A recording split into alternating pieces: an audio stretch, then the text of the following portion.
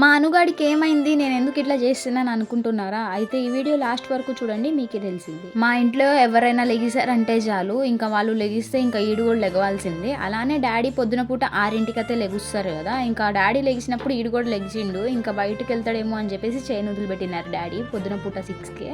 ఇంకా ఈడేమో ఆడుకోవడానికని బయటికెళ్ళిండు. ఎళ్ళి మళ్ళీ మధ్యాహ్నం పూట 11కైతే వచ్చిండు ఇంటికి. ఇంకా వచ్చినోడు మంచిగా వచ్చిండా కుంటుకుంటూ వచ్చిండు.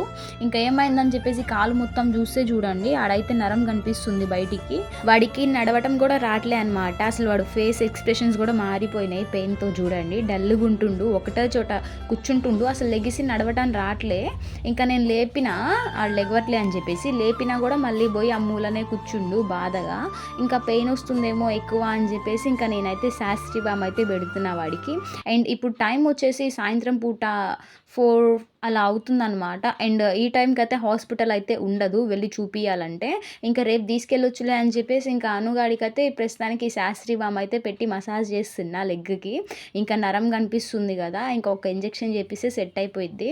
అండ్ హాస్పిటల్కి వెళ్ళేది, అనుగాడికి ఇంజెక్షన్ చేపించేది కూడా నెక్స్ట్ వీడియోలో అయితే వచ్చిద్ది. అండ్ మీ పెట్స్కి ఇలా అయితే ఏం చేస్తారో కామెంట్ చేయండి. నాకైతే తెలియదు ఏం చేస్తారో, ఫస్ట్ టైం ఎక్స్పీరియన్స్ అనమాట మా అనుగాడికి ఇట్లా అవ్వడం. అండ్ మమ్మీ అయితే ఇలా శాస్త్రి బామ్ పెట్టు పెయిన్ కొంచెం తగ్గిద్దేమో అని చెప్పేసి అది పెట్టమంటే నేనైతే పెట్టినాను. అంతే, మళ్ళీ నెక్స్ట్ వీడియోలో కలుద్దాము. Take care until then.